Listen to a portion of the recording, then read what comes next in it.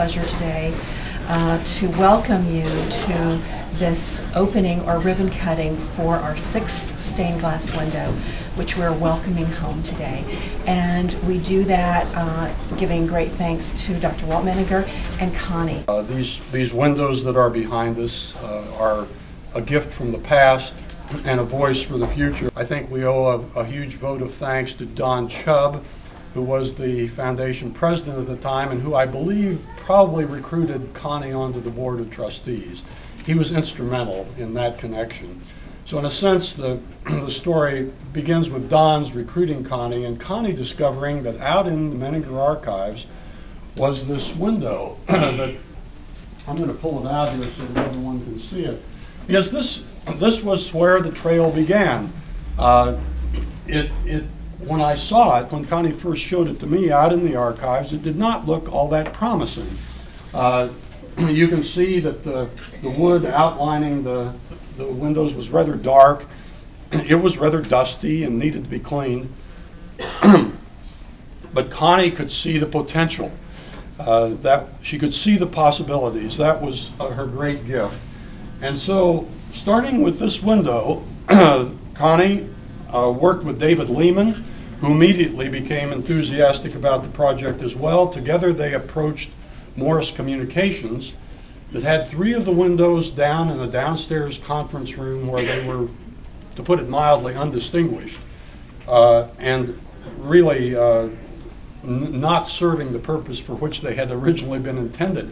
So it was very gracious of Morris Communications to part with them. Connie then approached Frank and Jane McGrew, who had the window art that is now displayed very attractively by the gallery, a great location for it. That was the McGrew's donation. And then finally, with 5 of the 6 windows assembled, the final window was purchased from the estate of Ned Nuss, again thanks to a very generous gift from Dr. Walt and Connie. The restoration work was completed by David MacArthur with skillful and patient expertise. And I think that the bottom line would be that Connie always understood that philanthropy could be a very powerful force for this library. And she combined that understanding with an activist spirit that basically said, let's roll up our sleeves and get this done. Reminiscent of the message I think we received yesterday from our new president. That was her spirit that we recall today so fondly. Connie could see so many possibilities in things, and when she had responsibility for the Menninger archives, one of the things she went through was trying to determine what belonged properly as Menninger archives and what might find a better home in another context.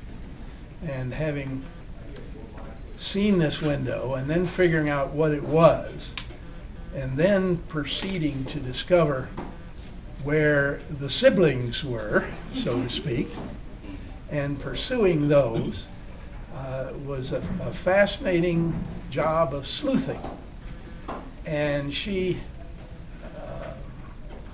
was quite convincing, but the idea of putting together the past and the symbols that were in this old library that I remember going to on the State House grounds as a grade school student and later, to come back and bring that in the context here. A wonderful job has been done in the restoration, and I give special credit to that individual. But it's been a special pleasure to be able to bring it all together in this context. So I know Connie will be utterly delighted. Thank you.